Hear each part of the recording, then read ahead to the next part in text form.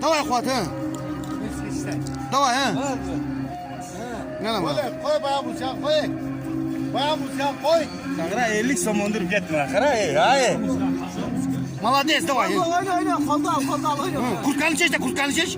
Bana kurtkanı çeş. Yok. Tişve. Çok kıskasına düştü. Tişve tur. Pulun bana çontoyu da karmak durağız korkma ha. Давай.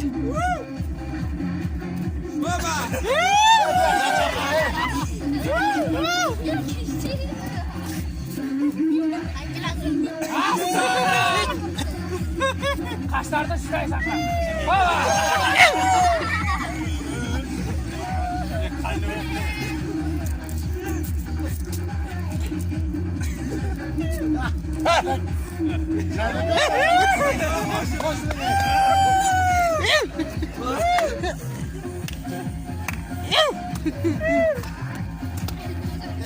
Kardeş geleceğin var bana geç. Bana kadar. Kara. Kaşlarda şuraya diyor. Bana kadar.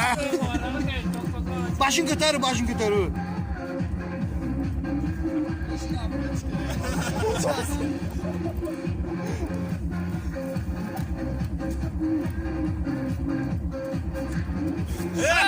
Kara direkt kaçacağız. Gel yok. Молодец. Tamam, değil mi lan?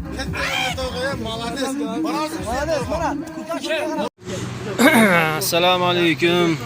Aka uka, opa singil, qavmi qarindosh, ahli qirg'izistonliklar. Mana yangilik ko'za somsa. Xudo xolasa kelib bemalol maza qilib yeb ketaverasizlar. Orientir Doktor Islom, Xurmonjon Dadqa ko'chasi. Shuni oldida Al-Fath kafesi mana.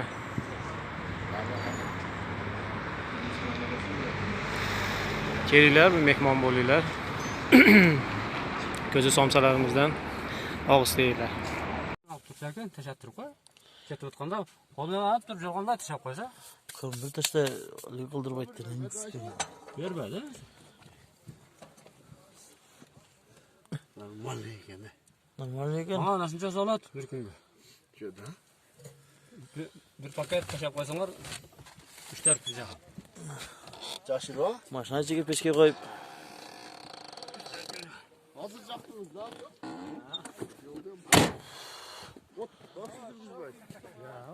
Çay içip koyup gidersin.